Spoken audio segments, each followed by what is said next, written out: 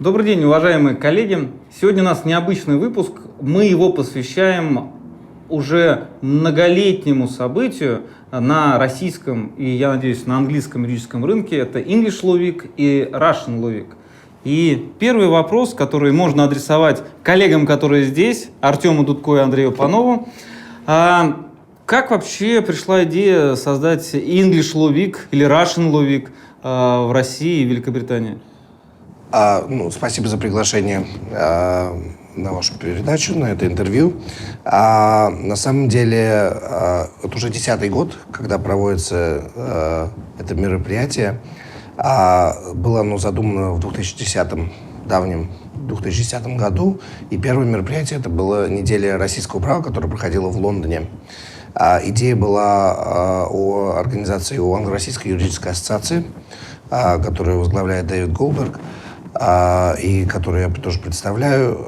Идея была провести мероприятие по поводу того, какие последние события происходят на российском юридическом рынке, и для того, чтобы сблизить юридические сообщества из России и Англии. И вот в 2010 году удалось пригласить Иванова. На тот момент он возглавлял Высший арбитражный суд. Его тоже команду из нескольких судей и еще представителей из университета, плюс министр юстиции Коновалов тоже приехал тогда в Лондон. То есть была такая очень солидная, очень важная делегация. И вот с их участием прошла первая неделя российского права. Ввиду того, что делегация была такая весомая, к организации мероприятия подключились Law Society, Bar Council и Британо-Российская юридическая ассоциация. И вот с тех пор вот эти 4 организации, наверное, основные организаторы мероприятия. Как работает мероприятие? Один год мы проводим неделю российского права в Англии, а в следующий год мы проводим неделю английского права в России. И вот, соответственно, в этом году у нас 10-й наш юбилейный год, где проводится, то есть 5-е мероприятие в России. И в этом году у нас прошло 2 дня конференции в Питере. И сейчас вот мы работаем в Москве, 2 дня конференции, и вечером будет гала-ужин.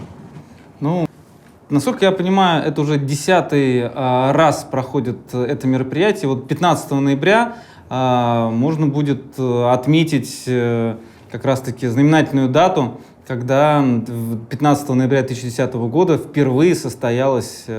Да, 15 ноября 2010 года в Лондоне был первый день первой недели российского права. Отлично. Андрей, скажи, пожалуйста, сейчас отношения между Россией и Великобританией непростые. И как тебе кажется, вот твое ощущение, с какими сложностями пришлось столкнуться сейчас и, может быть, еще в будущем придется столкнуться российским юристам, которые работают с Великобританией, и английским юристам, которые работают с клиентами из России, и вообще с организатором English Law Week и Russian Law Week? Давай не будем заглядывать в будущее. Какие сложности нас ждут в будущем, это еще неизвестно, и не хочется гадать, а то это останется в веках, а вдруг угадаю. Но с точки зрения сложностей нужно понимать, что все сложности, которые есть между Россией и Великобританией, это сложности на политическом уровне. Если смотреть на уровне бизнеса, особенно юридического бизнеса, то на самом деле отношения выглядят намного лучше, и это дает определенную надежду.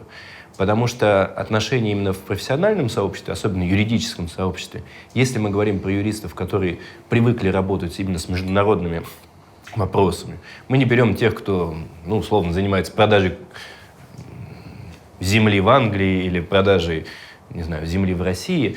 То есть у них могут быть другое мнение по этому поводу.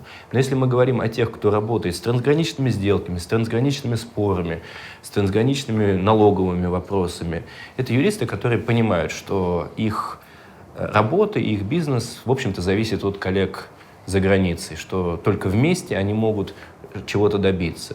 И как раз неделя английского права, и неделя российского права – это хороший пример того, когда видно, что политические разногласия, они могут существовать, они могут быть выдуманы, они могут быть раздутыми СМИ, но так или иначе мы о них все знаем.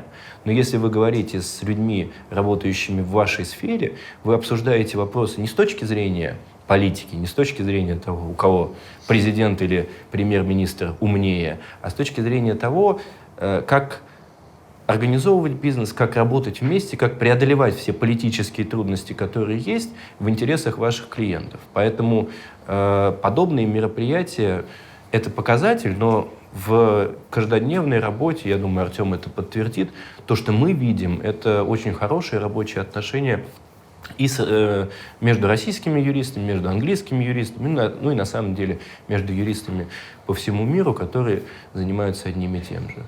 И тут еще есть распространенное мнение, что российским сторонам в западных судах, в западных арбитражах делать нечего, потому что к ним все относятся предвзято, якобы все судьи смотрят, читают свою желтую прессу и будут о российской компании думать по тому, что пишут в желтой прессе.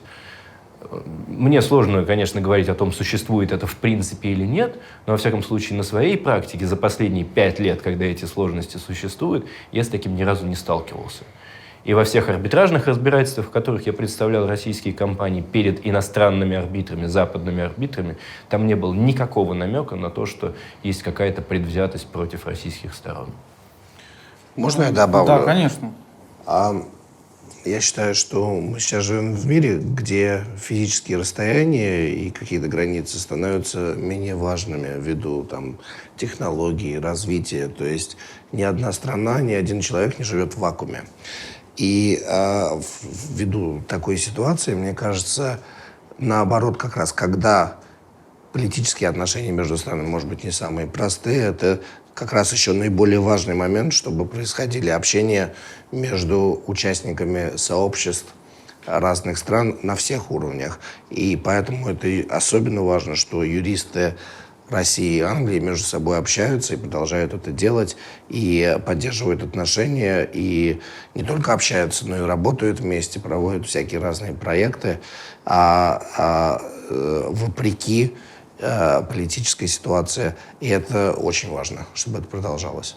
Ну и с точки зрения сложности организации, я, конечно, не знаю, насколько это было сложно, любая организация сложна, но по тому количеству английских юристов, которые приезжают сюда, причем приезжают первый раз, не те, которые сюда постоянно ездят к своим клиентам, приезжают сюда первый раз, я так понимаю, что ни у кого не возникло никаких проблем ни с получением визы, ни с тем, чтобы сюда поехать, то есть отношения нормальные, отношения рабочие, несмотря на весь политический подтекст. И это, да, как раз возможность для многих юристов из той или с другой страны в первый раз посетить другую страну. Это хороший момент. Это вот в течение всех 10 лет это наблюдается. И каждый раз на мероприятие записывается больше и больше участников, и среди них всегда есть новые лица. А почему в этом году решили проводить не только в Москве, но и в Санкт-Петербурге? Это уже второй раз, когда неделя английского права проводится и не только в Москве, а в Москве и в Петербурге. Мы это в первый раз попробовали 2 года назад, когда познакомились с адвокатской палатой Петербурга, и они пригласили провести мероприятие в Питере. Мы попробовали, в прошлом году записалось где-то около 100 человек, и на самом деле нам очень понравилось, что были местные юристы, что было интересно, что приехали и юристы из Москвы тоже, ну и не считая английских юристов. Прошло очень хорошее мероприятие, поэтому в этом году мы решили даже сделать 2-дневное мероприятие в Питере, начать с него. И в этом году на мероприятие записалось 170 человек, то есть гораздо больше, чем 2 года назад. Поэтому явно есть интерес, есть желание общаться, поэтому мы считаем, что это позитивное направление, то, что мы теперь делаем это мероприятие не только в Москве, но и в Петербурге. А нет желания провести в следующем году где-нибудь в Лондоне и в Эдинбурге, например? Ну, будем думать, мы начинаем планировать следующее мероприятие по завершению этого, поэтому еще не обсуждали планы на следующий год. Но, например, самое первое, вот неделя российского права в 2010 году, которая была, были мероприятия в Лондоне и в Оксфорде. Да. Ну, хороший выбор. Туда ехать ближе.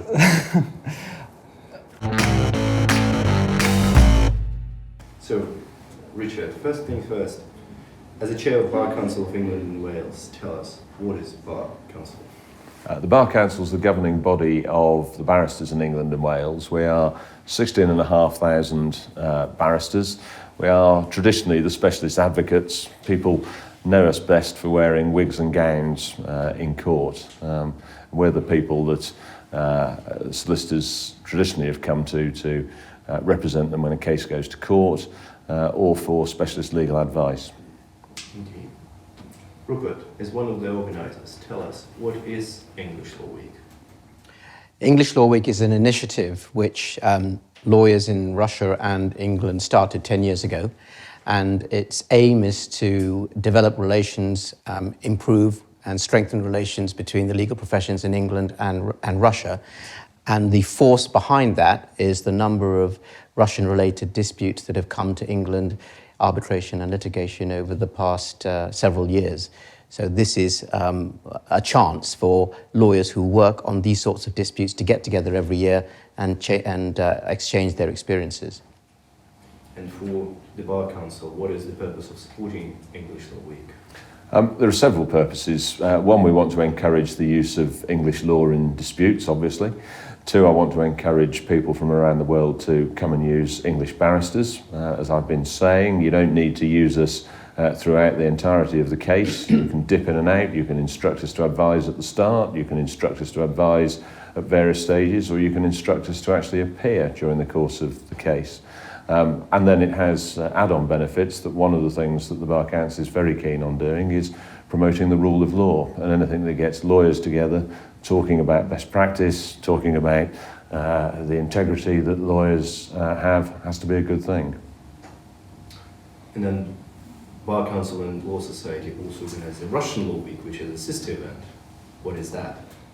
So English Law Week and Russian Law Week are very much part of the same project, and the Russian Law Week counterpart is an opportunity every 2 years for leading Russian lawyers to come over to London and discuss with London colleagues the latest developments in the legal systems in Russia.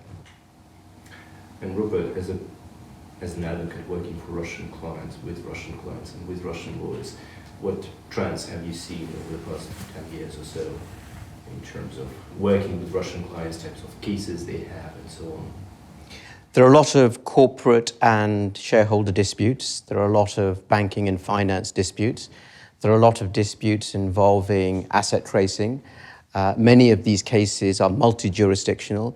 England may be the hub of the disputes, but you'll often find that there are also proceedings in relation to the same disputes taking place in a number of other jurisdictions, Cyprus and the BVI. And the trend for these sorts of disputes coming to London remains as strong today as it was 10 years ago. Do Russian clients pay well? Russian clients play as well as any other international clients, and often better than many other international clients. Wonderful. Richard, this is your first time in Russia, both in St. Petersburg and Moscow. What's your impression of that? Fabulous. People have been very welcoming. You've laid on some wonderful weather for us. I came ready for heavy snow and don't need to wear any of the kit I brought. But in terms of the legal teams, we've met some very interesting people at the top of their game, and it's good to see. And I hope that Russian English and English Russian Law Weeks continue for many years to come. Thank you very much. Pleasure. Thank you. Дорогие друзья, мы в Москве, и сейчас у нас, насколько мне известно, проходит неделя английского права. Можете чуть-чуть рассказать нам вообще, с чего началась, как вообще зародилась идея того, что произошло такое вот событие, которое, я так понимаю, уже не один год проходит? Да, конечно. Во-первых, я извиняюсь за свой голос, я немножко простыл. Спасибо. Вот, но это надо объяснить, что это... Вчера же вечеринка была. Не от бурных празднований. Я так и думала. Нет, на вечеринке меня не было. Неделя английского права, на самом деле, это уникальная концепция, потому что она состоит из двух частей. У нас один год проходит в России неделя английского права, а в следующий год проходит в Англии неделя российского права. И так через год происходит. И, в общем, уже это делаем, проводим это мероприятие 10 лет. Идея зародилась в 2010 году, когда была проведена первая в Лондоне неделя российского права. Тогда к нам приезжал Иванов во главе Высшего арбитражного суда со своей командой, с коллегами.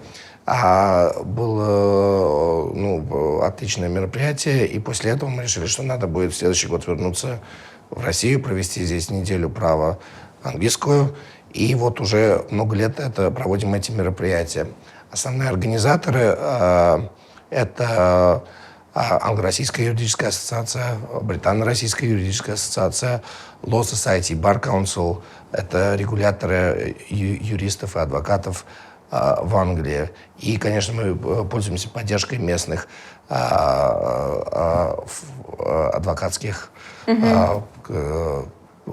организаций здесь, в России. А вот для тех, кто не в курсе, что там происходит, можете в 2 словах рассказать? Вот английская неделя права. Вот я хочу на нее попасть. Вот что я могу там увидеть, услышать, с чем столкнуться? Ну, это, наверное, вопрос к Андрею, так как он не как организатор, а как участник уже много Давайте, раз Андрей, сможете присутствовал на сказать неделе. мне, как человеку, не знающему. Я попробую. Ну, давайте начнем с недели английского права, которая у нас сейчас идет. Как вы наверняка знаете, английское право для российских клиентов и для российских компаний до сих пор играет очень важную роль, потому что большое количество сделок структурируется по английскому праву.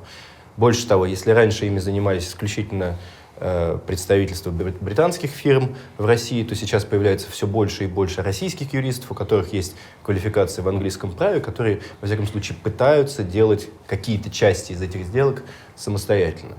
Неделя английского права позволяет в какой-то степени держать руку на пульсе того, какие изменения в английском праве происходят, какие новые кейсы, какие новые тенденции. То есть это, по большому счету, обмен опыта.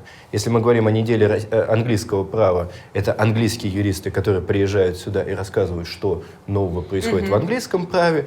Причем это не только касается разрешения споров. У нас вот сейчас были сессии по налоговому праву, по структурированию сделок, по использованию разные сферы, да? Да, то есть это все, что может быть важно для российского бизнеса. Когда мы говорим о неделе российского права в Англии, то это, соответственно, мы, как российские юристы, приезжаем туда и рассказываем, что происходит у нас. Точно так же и с точки зрения налогового права, и с точки зрения корпоративного права, ну и, разумеется, с точки зрения разрешения споров. То есть это важная конференция.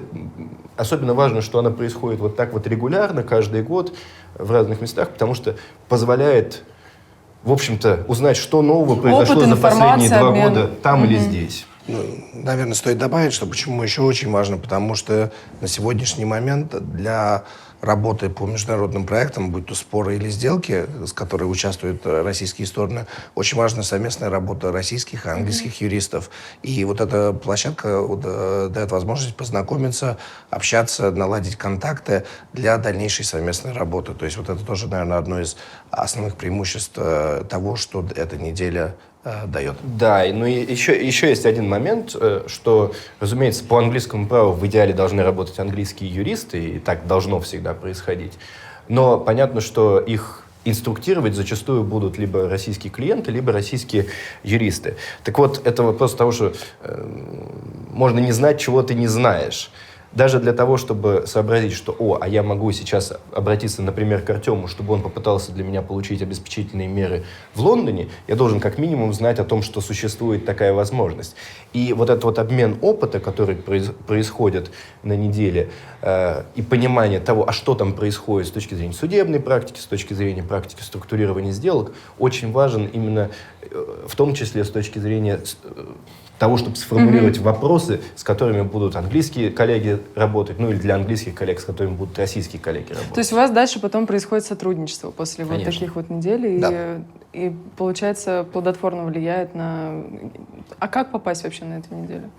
Ну, Зарегистрироваться. купить билет, зарегистрироваться. И все, да? То да. есть любой может, желающий... Ну, на самом деле, у нас в этом году мероприятие проходит в Питере и в Москве. В Питере 170 человек было записано, в Москве 280. И плюс у нас гала-вечер сегодня ужином будет сегодня вечером. Артем будет петь. Да, под фонограмму. Дорогие друзья, И Андрей все, будет кто танцевать. сегодня не знает, чем заняться вечером. Да, ну вот, например, на гала-ужин уже билеты все были раскуплены за много Ну, еще бы на ужин. недель до мероприятия. Вот последний этот вопрос. Андрей, я знаю, вы как участник раньше там присутствовали на этой неделе. Что-то новое появилось за то время, как вот вы были участником, и на сегодняшний день как в помощи организации? Неделя стала дольше. То есть Да. сейчас второй раз, когда часть английской недели права проходит в Питере. Если в прошлом году в прошлый раз, если я не ошибаюсь, это был только один день в Питере, то теперь это 2 практически полноценных дня и очень хорошие показатели, в том числе и по посещаемости, то есть расширение охвата, если хотите. Что касается содержания, то тут больше вопрос того, что интересного и актуального произошло в российском или в английском праве за последние 2 года, соответственно. То есть здесь, разумеется, секции по разрешению споров, секции по международному арбитражу обычно всегда бывают, секции по корпоративному налоговому праву бывают в том или ином виде, в зависимости от того, какие последние тенденции есть в этих сферах. Спасибо вам большое. Вам Надеюсь, спасибо. что у вас хорошо пройдет ваше мероприятие. Спасибо, которое- приходите на следующую неделю. На ужин. Спасибо Он большое. распродан Да. на неделю Я российского просто права еще хочу не послушать, как продавалось. Артем поет. Можно, Андрей? Вы разрешите? Спасибо большое. Jackie, welcome to Moscow. Can you tell me how important is Russia as a market for the LCA? It is wonderful to be in Moscow, which is a very important market, or the Russian market is an important market for the LCA, with approximately 30% of our cases consistently having some connection with Russia. Great. And are you seeing a particular type of disputes coming out of Russia that come to the LCA, or is there any trends that you can talk about? Not so much trends, but we do see a lot of financial disputes, loan transactions in particular, giving rise to the kind of cases that come to the LCIA. Great. And what are the latest news from the LCA? What's happening with the LCA at the moment? The latest news is that there is going to be a rules update, not a complete overhaul of the rules, but we will be making some changes later this year or early next year to include provisions on expediting proceedings. There will be some provisions on tribunal secretaries and some provisions on various regulatory measures, including data protection. In addition to that, we are working hard to keep our place as the key provider to Russian users, which I think the numbers for this year will reflect. And in terms of thought leadership, we have been very much involved in a case recently before the Supreme Court, which was not an LCA case, but it turns on the importance of the impartiality of arbitrators, which was so significant that we wanted to become involved and were able to make intervention submissions. And so this is the Halliburton case. Can you just briefly describe what was at stake in that case, and what is the LCA's view on the position? It is indeed the Halliburton versus Chubb case, which involves an arbitrator who had multiple appointments in potentially related cases. So there was a question whether he should have disclosed his involvement in one or more other cases in the case that led to these court proceedings. So in addition to the multiple appointments issue, there is the issue also of the failure to disclose and potential consequences following from that failure to disclose. The reason why the LCA became involved, despite the fact that it's not an LCA case, is the impartiality of arbitrators is one of the fundamental building blocks of successful arbitration. And London and its importance in the arbitration scene is very much building on the role of the courts as the defender of these important principles, which is why we were keen to make sure that going forward the courts will continue to adopt international standards, international gold standards when it comes to safeguarding the virtues of arbitration. Great. And Andre, now turning to you, you have various roles with the LCA. What can you tell me what those are? Well, to start with, I'm a co-chair of the LCA Young International Arbitration Group, which is basically the gathering of young aspiring lawyers who work in arbitration. And the idea is basically to get people together to promote LCA, but also to get this community of younger lawyers to support the LCA, to attend the LCA-related events or WIAG events, and obviously to let them know more about the LCA activities so that they could be ambassadors for the LCA as the institution and, to some extent, London as the seat and English law as the applicable law. And the other role is I'm an officer with the European Users Council of the LCA, so a little bit the same but for a more grown-up audience. And the idea there is basically to let users have their say and to let users express their concern, to have the line of communication between the users and the institution to let the institution understand what is bothering users, what they need. Also in terms of amending the rules, I understand from Jackie they were taking soundings from various sources, including from the users. And clearly we've read that Russia is an important market for the LCA. Through the young members group or otherwise, does the LCA organize any events in Russia? How does it raise its profile, maintain its profile within the Russian legal community? Yes, we do. So we've been organizing events here as the WIAC since, well, many years actually, ever since I have been involved with the WIAC, first as a regional representative and then as a co-chair. What we do usually is one Tilney Hall style event, which is basically when the audience submits their questions and then the role of the moderator is basically to lead the discussion and let everybody in the audience express their opinions, their views, share their experiences. It works particularly well in England, where Tilney Hall originally took place, but also it can be exported quite successfully, and we did have very successful events here.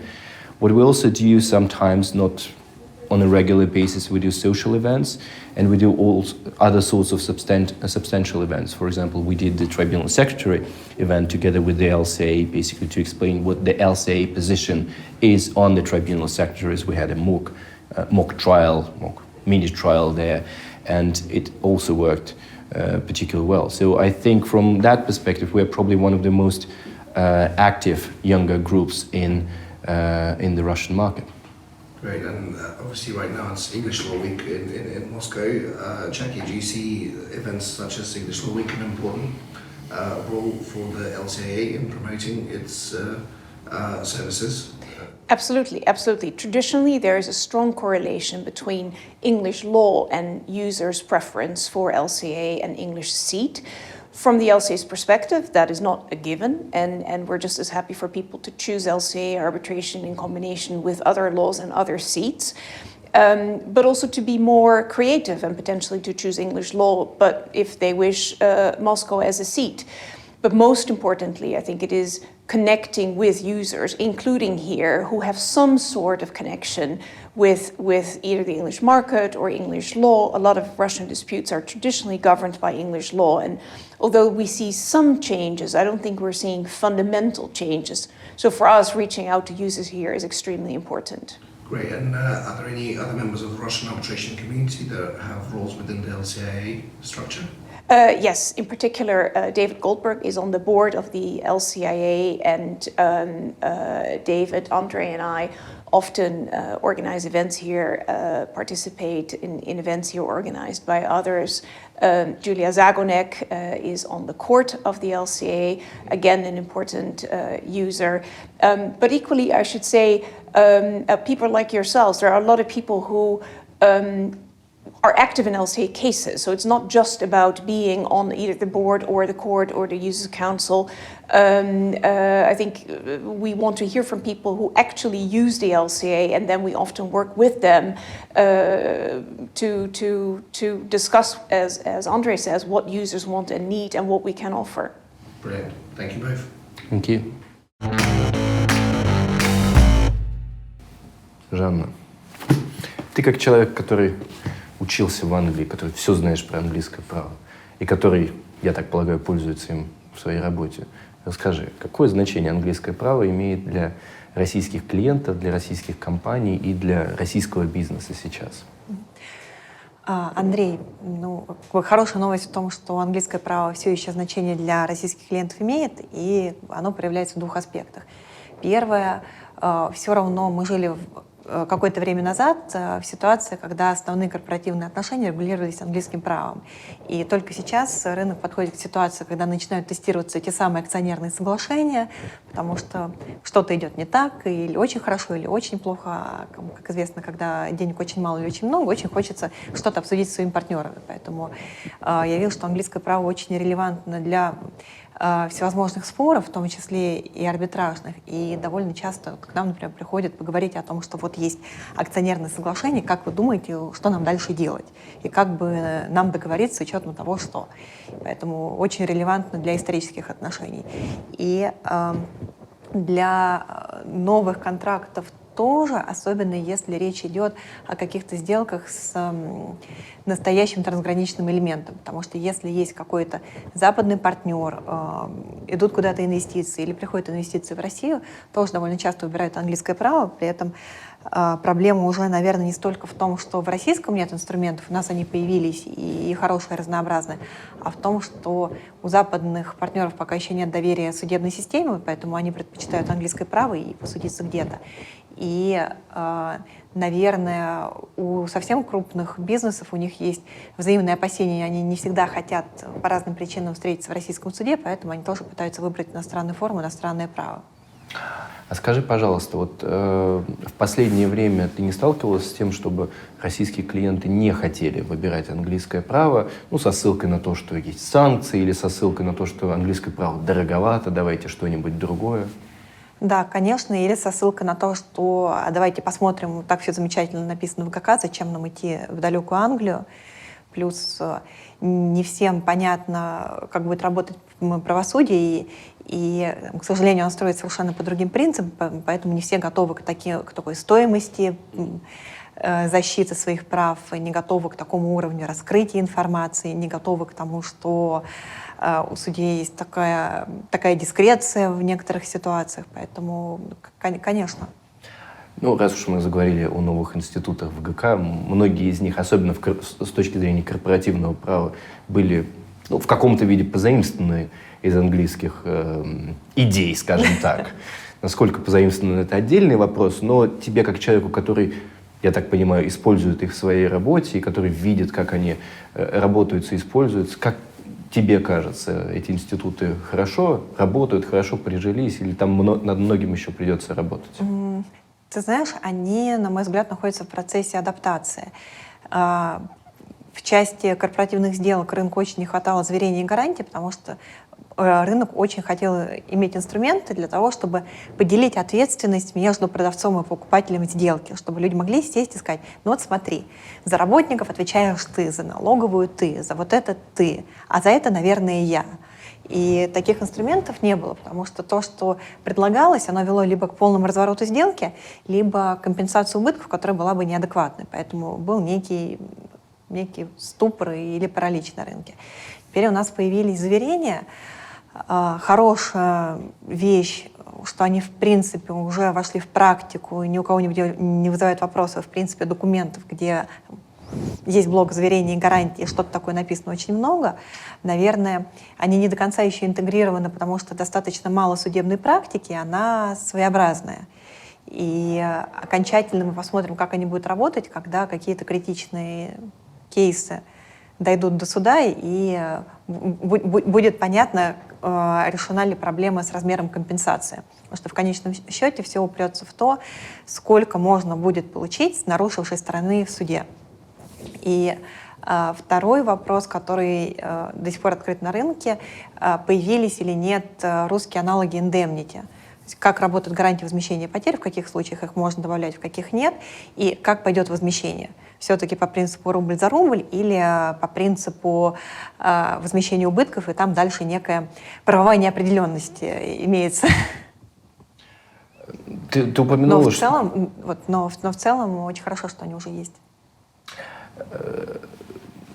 То есть это действительно хорошо, что они есть, действительно хорошо, что их можно пытаться использовать в сделках, что сделки теперь можно структурировать по российскому праву ну, в какой-то степени похожим образом на то, как они раньше структурировались только по английскому праву. Но, как ты правильно замечаешь, вопрос в том, каким образом это все будет работать именно с точки зрения российской правоприменительной практики.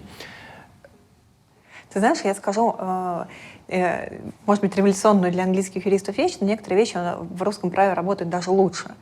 И я не могу сказать, что спустя столько лет это уже какой-то копи-пейст из английского права. Инструменты начали жить своей самостоятельной жизнью, и очень хочется надеяться, что мы будем как следует поливать, окучивать, и они вырастут в большие красивые деревья. А какие инструменты лучше работают?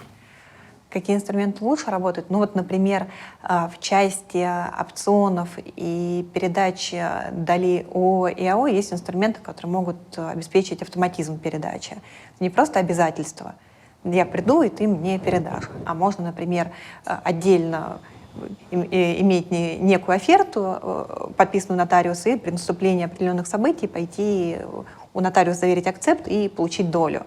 Понятно, что это будет работать для достаточно простых конструкций, там, где нотариус может протестировать, наступило условие или нет, но на практике довольно часто возникают опционы, которые привязаны либо к сроку, либо к какому-то очень жесткому показателю. Поэтому это дополнительный плюс нашей правовой системы.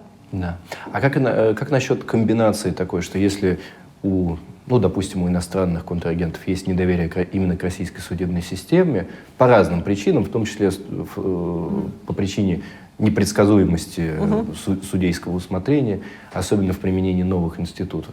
Как насчет сочетать российское право и иностранную юрисдикцию, не судебную, конечно, но, например, тот же самый арбитраж в Лондоне?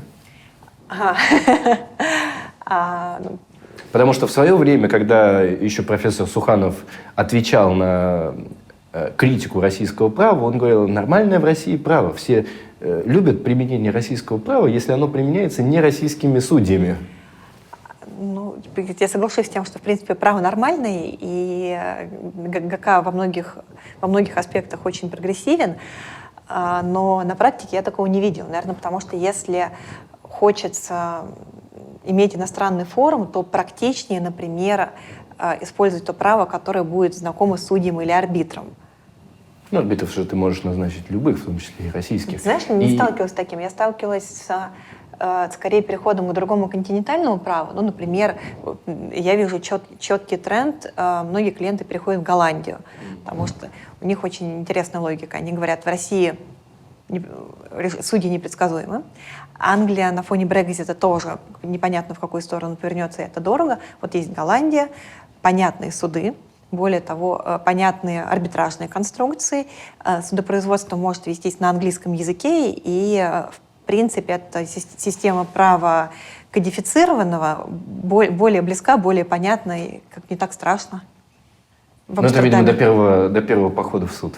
Да, но пока, опять же, Амстердам еще не стал центром разрешения споров наподобие Лондона, но тренд есть. Российское право с иностранным арбитражным судом или судом общей юрисдикции я не видела ни разу. Возможно, у наших клиентов просто ограниченная фантазия. Я видел. Да? На практике мы такого никогда не делали. А куда же пошли твои клиенты? То, что я видел, там был арбитраж, в одном деле это был ЛСА, в других договорах это был сингапурский арбитраж. То есть это не государственный суд, но арбитраж. Как раз и в большинстве случаев это направленность, это такое пожелание со стороны иностранных партнеров, которые говорят, что ладно, бог с вами, пусть будет российское право. Нам сказали, что оно нормальное, но вот российские суды нам некомфортно. А насколько это практично с точки зрения ведения процесса и расходов? Тебе же нужно в любом случае использовать экспертов. Да, но в принципе в этом нет особой проблемы, потому что, во-первых, в арбитраже ты можешь не использовать экспертов, ты можешь сформировать команду юристов, в которой будут российские юристы, не российские, или можешь просто доверить это российским юристам с соответствующим опытом. И ты можешь выбрать арбитров, которые тебя устроят. Арбитрами могут быть даже российские юристы с соответствующим опытом. Поэтому как раз в отличие от суда, где ты не можешь, если у тебя английский суд, у тебя английский судья, и тебе действительно ему нужно объяснить, что в российском праве написано, тут ты можешь, ну, как минимум одного арбитра назначить, который понимает, о чем речь. Ну и справедливости ради, российских арбитров, может быть, у нас не очень много, но есть из чего выбрать. Есть из чего выбрать. Поэтому будем надеяться, что российское право будет дальше развиваться, даже если не силами российских судов. Но в части арбитражных судов у нас клиенты, например, очень любят родной и любимый МКАС. Но не все. Не все. Не все. Но это тема для отдельной Да, это беседы. тема для отдельной беседы. Мне кажется, часть про МКАС мы вырежем. Да, я тоже думаю об этом. Да, окей. Спасибо тебе большое. Спасибо тебе, Андрей. Всегда приятно с тобой пообщаться. Аналогично. Приходи еще раз в гости. С удовольствием. Есть ли какие-то уже сейчас наметки на будущее событие, которое будет проходить в Лондоне? Чем бы хотелось удивить уважаемых гостей? Ну, смотрите, если мероприятие будет следующее мероприятие будет в Лондоне, в Англии, соответственно, это будет неделя российского права, то есть здесь очень важно нам будет услышать от российских коллег, какие будут самые актуальные вопросы. И чем можно удивить? Право России, какие новшества, и поэтому вот это будет очень интересно, но мы здесь надеемся на коллег из России, которые нам подскажут, кого стоит пригласить, кто что может нового, интересного рассказать. От этого, я думаю, будет многое что зависеть. Мне кажется, что нужно обратить внимание на новую генерацию юристов. Как мне кажется, подросли новые, молодые, горячие юристы, и было бы очень здорово, если бы вам могли, например, на будущее, это мое пожелание, сделать какую-нибудь молодежную секцию. Вот те ребята, которые участвуют в мутах, те ребята, которые не стесняются быть international, я думаю, что это было бы очень достойный один из вариантов для проведения.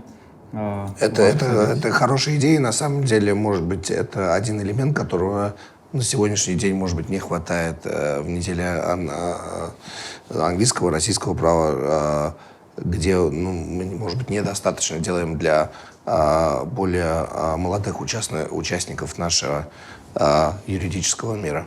Поэтому постараемся.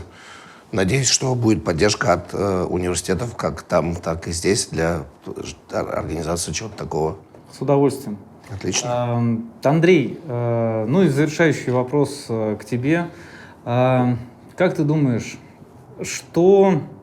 чему стоит поучиться у английских юристов российским коллегам? И чему, может быть, они уже научились у английских коллег благодаря English Law Week? Сложно сказать, чему научились коллеги благодаря English Law Week, потому что English Law Week, понятно, это больше информационное мероприятие, то есть понять, какие тенденции, что меняется, какие новые дела. Это не место, где ты можешь сесть и научиться чему-то. Но с точки зрения того, чему российские юристы могут и должны научиться у английских коллег, это прежде всего вопросы этики профессиональной, потому что у нас по понятным причинам у нас не сложилось единой регулируемой профессии, поэтому вопросы этики каждый решает в силу своей личной этики.